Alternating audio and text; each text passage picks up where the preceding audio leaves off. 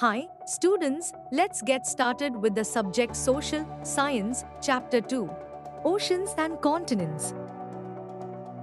The ocean is everything. It covers 7/10 of the terrestrial globe. Its breath is pure and healthy. It is an immense desert where man is never lonely, for he feels life stirring all around. The ocean is the vast reservoir of nature. The globe began with the ocean, so to speak, and who knows if it will not end with it. Jules Verne, 1870. Let us return to our globe and rotate it gently. Or look at the picture of the Earth seen from the moon. What is the most widespread color you see? Blue, obviously, but what does it represent? You must have guessed the answer. It is water. This means that most of the Earth's surface is actually covered with water, almost 3/4 of the surface, in fact. That is why, when seen from outer space, the Earth appears mostly blue. Indeed, early astronauts lovingly called the Earth the blue planet. The largest water bodies we see on the globe are called oceans. But in the picture of the Earth, you can see at least one other color, brown. This color is that of land, which covers a little over 1/4 of the globe. A large body of land is called a landmass, and a large continuous expanse of land is called a continent. Both oceans and continents play a vital role in shaping the climate of the Earth. They affect all aspects of life, including all plants and animals, and therefore, human life too. We see their impact throughout our history and culture, and in our daily lives. The distribution of water and land on the Earth, as it happens, oceans and continents are not distributed equally between the northern and southern hemispheres. Let us examine the two maps. Here too, the blue areas consist of oceans, along with their smaller extensions, which have various names: sea, bay, gulf, etc. The oceans together hold most of the water available on the planet. But this seawater is salty and unfit for consumption by most land animals, including humans. On the other hand, fresh water makes up a very small proportion of the planet's water resources. It is found in glaciers, rivers, lakes, in the atmosphere, and also underground. The last is called groundwater. Oceans, on the world map in Fig.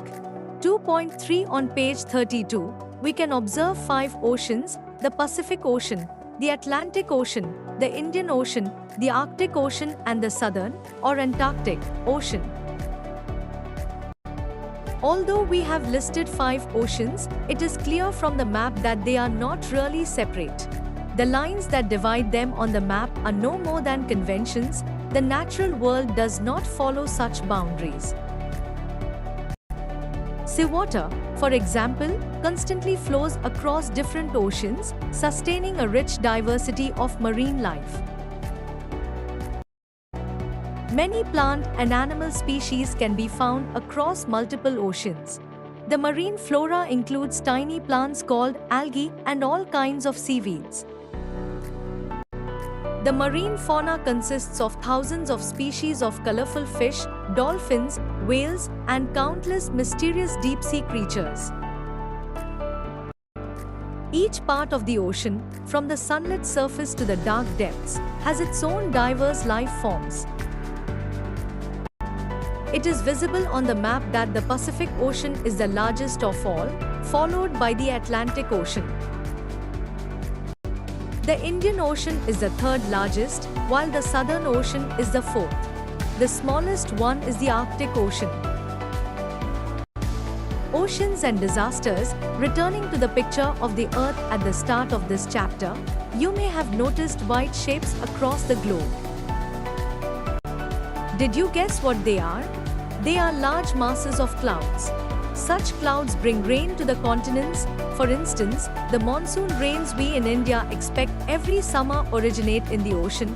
Without such rains, our agriculture and all life will suffer.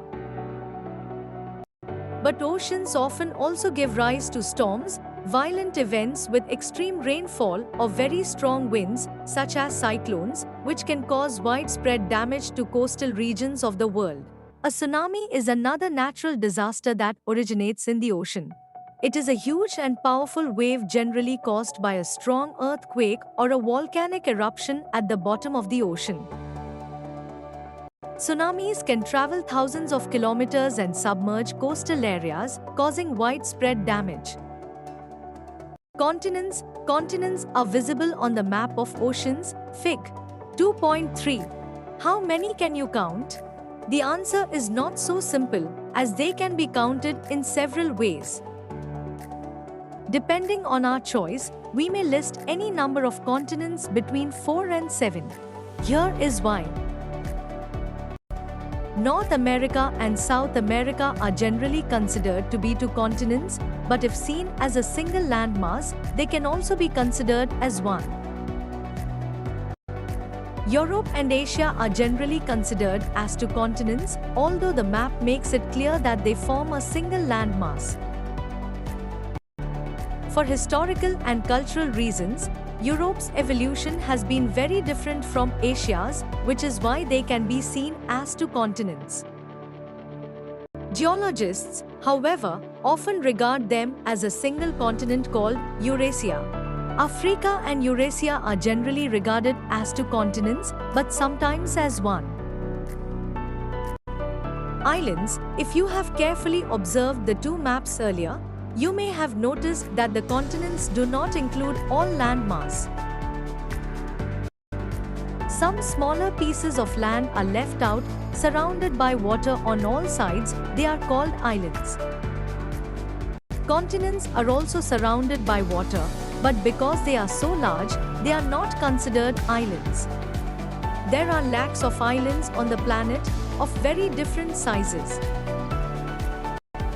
Oceans and life. Oceans and continents are vital parts of the environment and affect most aspects of our lives, even if we do not notice it.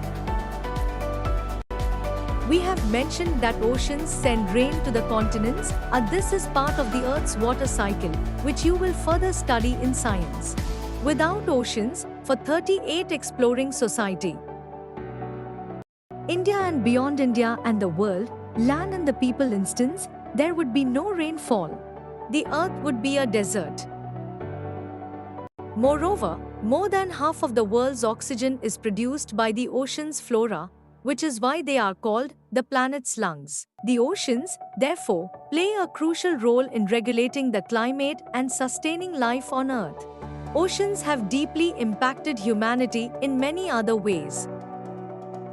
From early times, people have used oceans and seas to migrate to other regions, to trade in all kinds of goods, to conduct military campaigns, and as a source of food through fishing. Oceans have also nourished the cultures of coastal people all over the world.